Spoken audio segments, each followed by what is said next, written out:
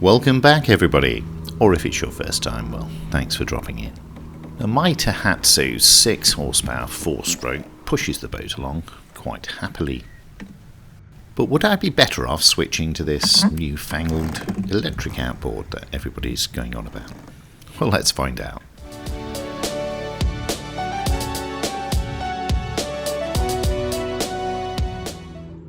Now, the Cornish Shrimper has an inboard-outboard well, and in an ideal world, I would fill it with a custom-built electric propulsion pod, an electric one, and put in some lithium-ion batteries and a controller system, and the whole thing would work perfectly and regenerate all the energy I have used leaving the dock whilst sailing. But for now, that system is beyond me. So I thought I would have a go and see what is available within my means at the moment. So I'm going to swap the Tohatsu out for a Torqeedo. Now, my big chunky outboard stores easily in the rear locker, and for those of you who don't believe me, here's a quick video to illustrate it.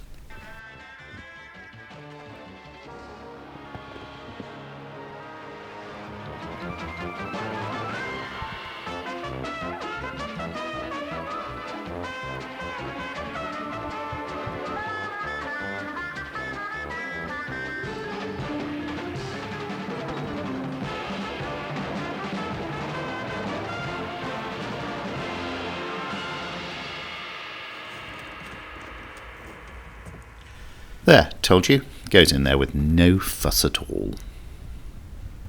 But seriously, even with a bit of a struggle, it's probably better than leaving it dangling in the water for long periods. Now, the electric Torqeedo, by contrast, is a far lighter affair. It comes in 3 parts. This is the sort of shaft motor arrangement and drops in really, really easily. This is a Torqeedo Travel 1003 that I've borrowed. It's about the same age as my Tohatsu, maybe about 5-6 years old. The battery unit's the next bit. It just slots in the back.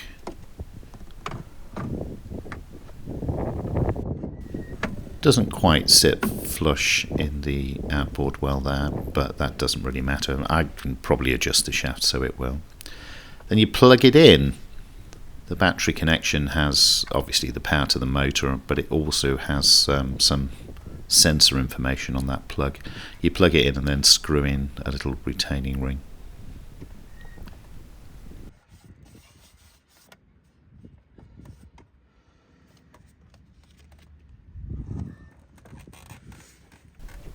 The next bit is the tiller and display. Again, that just slots in and drops down.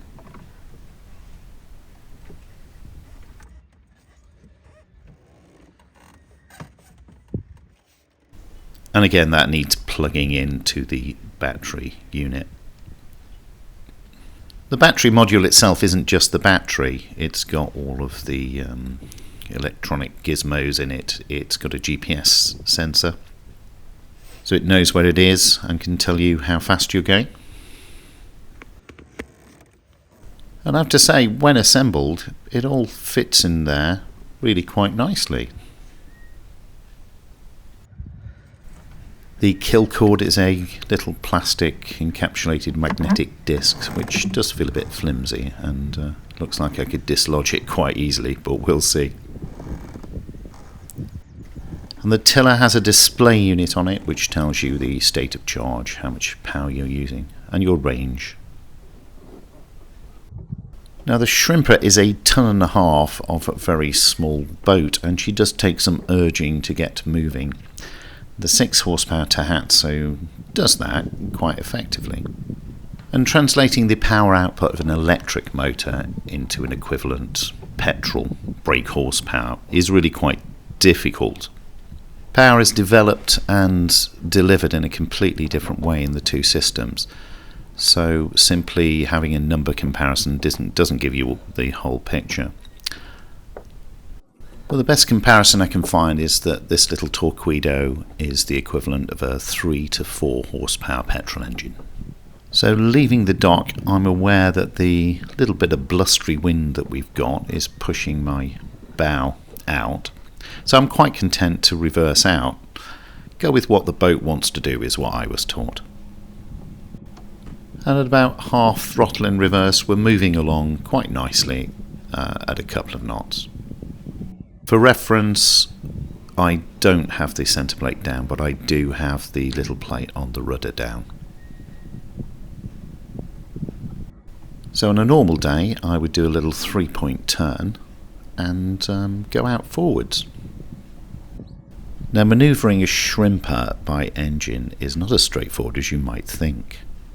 The outboard is offset to starboard and thrusts obviously offset to starboard. Ignore the guy in the dinghy, he's not normally there. This means that the boat kind of wants to turn to port all of the time.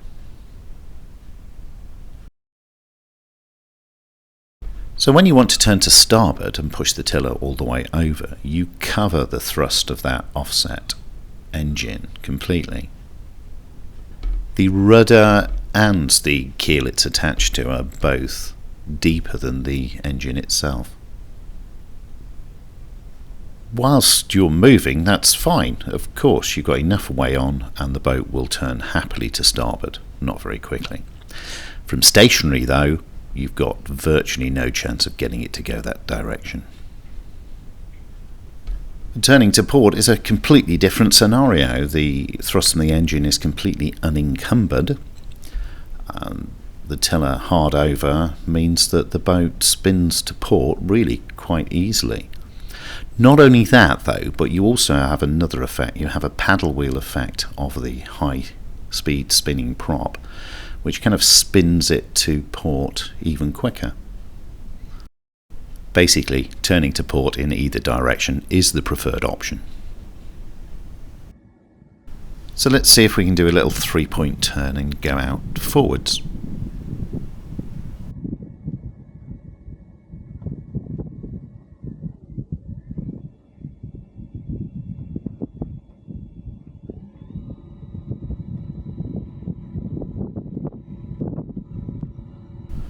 So still in reverse, to give myself some room. The intention here is of course to try and turn to port.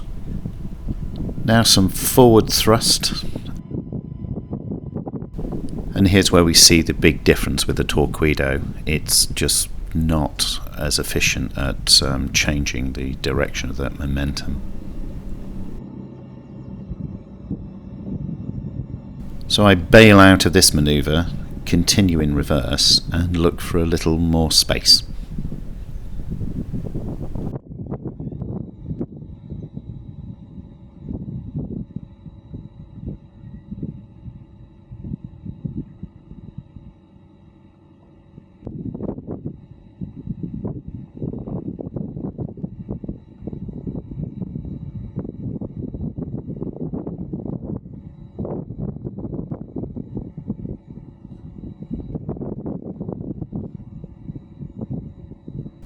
The electric motor is more than capable of keeping it going in a straight line, but it's the changes, it's the acceleration and deceleration where you really see the difference in the power output.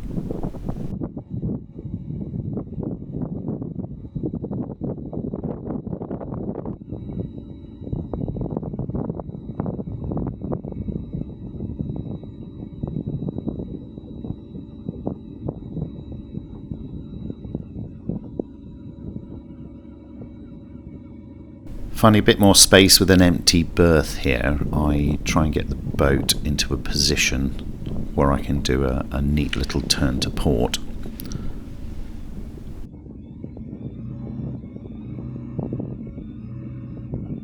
And then giving it a high rev burst of power in reverse and the engine cuts out.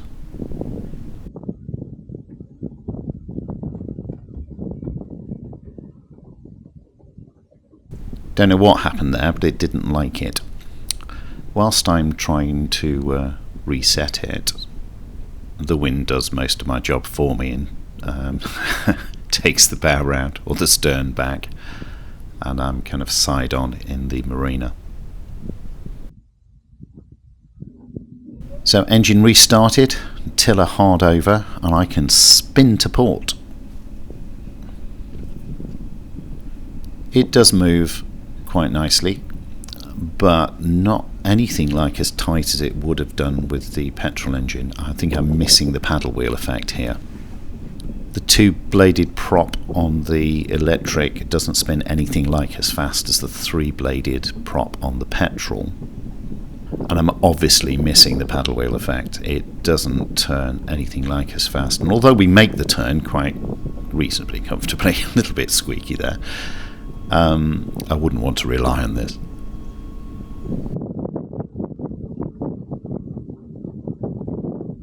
But we've turned round, we're going out the right way now, and I can give it a little bit more power.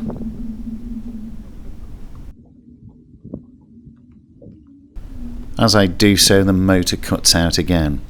In fact, it doesn't really like being over half revs for more than a few seconds. There's clearly an issue with the engine.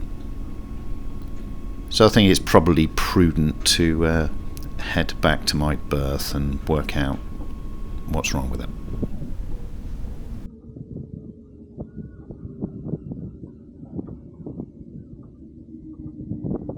As it happened, the engine was quite happy after that and performed flawlessly, so I don't know what happened then.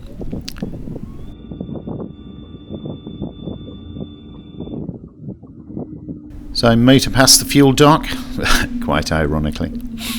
So how much are these things, I hear you say? How much are they, Paul? Well, here's a quick Google search of the modern equivalents of both of these engines. As you can see, the Torqeedo is easily twice the price of the Petrol.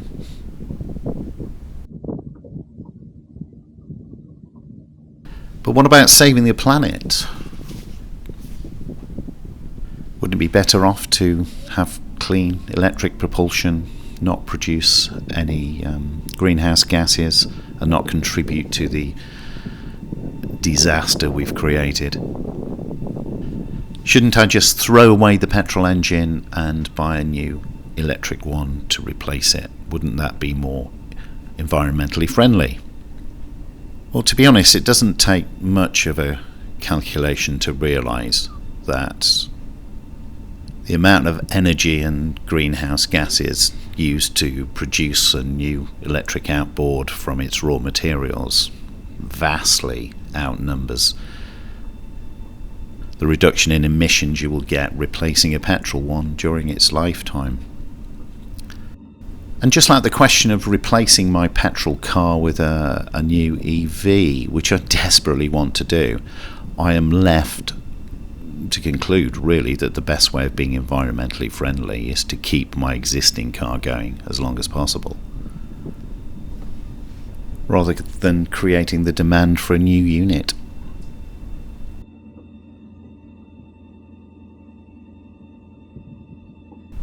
So where would I be happy using this Torqeedo instead of my petrol engine?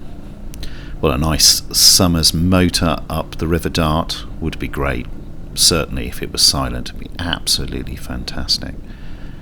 Although with some current and wind, I'm not sure it would cope fantastically.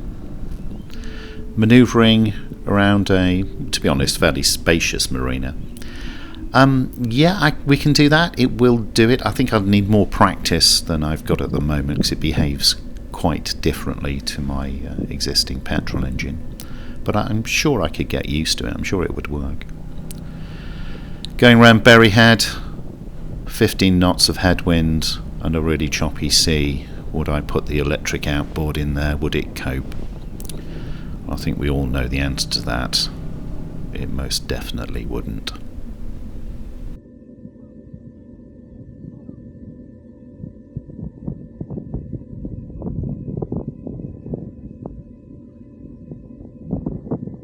So returning to the dock, nice and slowly, nice and smoothly. I'm a little bit torn. I love the idea of the electric motor, and it does kind of work. It's not the bespoke solution that I would really want, but I will continue to have a little test over this summer, see how best to use it, and I will let you know the results. I know I haven't even talked about range and recharge times and whether you can do it on solar or whatever. We'll get round to that over this year. But if you made it this far, thank you very much. Please like, subscribe and share, and I'll see you next time. Bye.